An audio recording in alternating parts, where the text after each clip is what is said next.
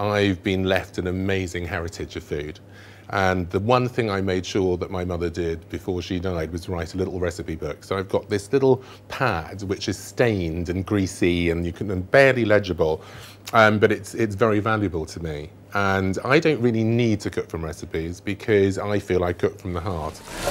This is one of those dishes that we were given when we were ill, because it's a very gentle dish, and the brandy brings the temperature down and the ginger is soothing on the tummy.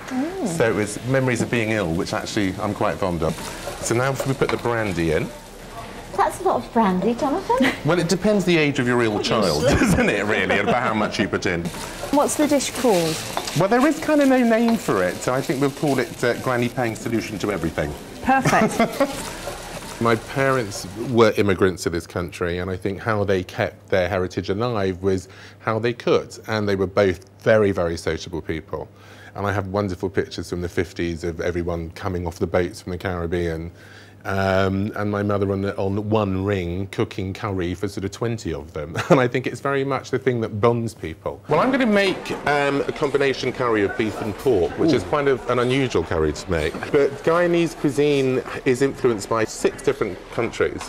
So every time you go and eat at any Guyanese house, you can have a bit of Indian food, a bit of Chinese food, a bit of Portuguese food, a bit of British food. Just put the lid on it, let it simmer for about an hour and a half, and then you have this. When the mood takes me, I just get in the kitchen and I start being sentimental, and I think about the different influences in my life of people that have meant something for me. And it all comes from the food, all my memories are from food.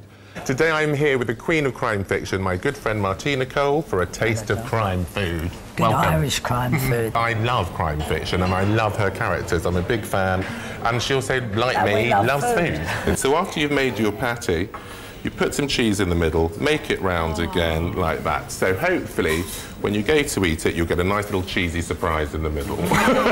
Okay. So it's important to make sure that everything cools correctly first, or else it's all going to mash up.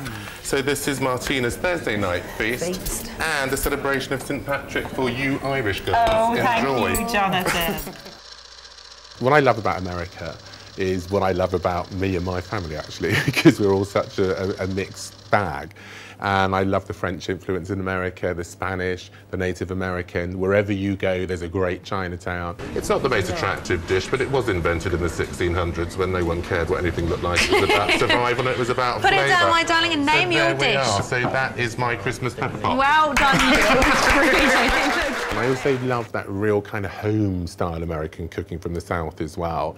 Collard greens and mashed potato and meatloaf and great fried chicken. So, Jonathan, you're going to be cooking some fried chicken, I think, for us. Well, I'm a bit worried about this. It's about sort of it's like making a baguette for a French person, isn't it? Making fried chicken for someone from Texas. But I'll do my best. But I've had lovely fried chicken that Jerry's made me. And so if she was coming to my house, this is what I'd like to try and create for her. Got chicken thighs because they're nice and meaty and moist.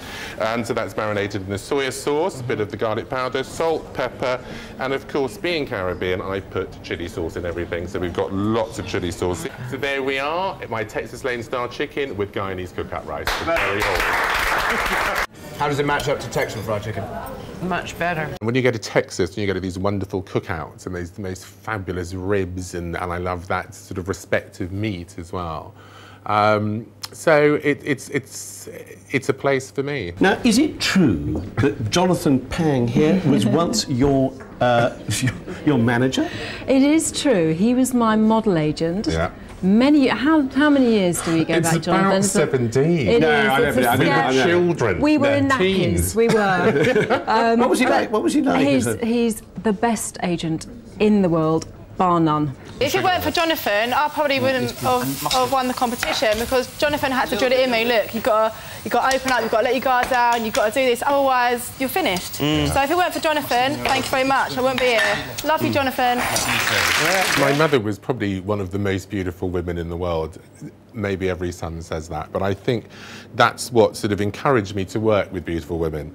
So I ended up being a model agent, and I hope I was the caring agent that I think I was, and I'm very affectionate to the girls I used to represent. I started when I was 17, and most of the girls I represented were at about 15, 16, so we kind of grew up together. What's it like when you go out to eat with models? It's their business to look good and to keep their weight down, and the reality is they can't pig out. I put the weight on because I would pick up all their leftovers, basically. And I want you to go in there full of confidence, looking your best. I want her to see in you what I see in you. And most of all, I want one of you to get the job. She's allowed us to hear her say that she now accepts that chair of part of who she is, and it's part of her body, and she felt beautiful with it. It's incredible. You've got your family waiting in there. I'm going to leave you to it. Well done. Thank you.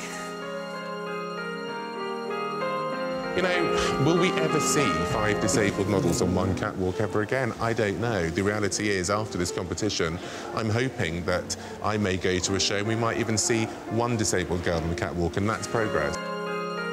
I love working with youngsters, and I love finding new talent, and I love helping people try and achieve their goals and their dreams.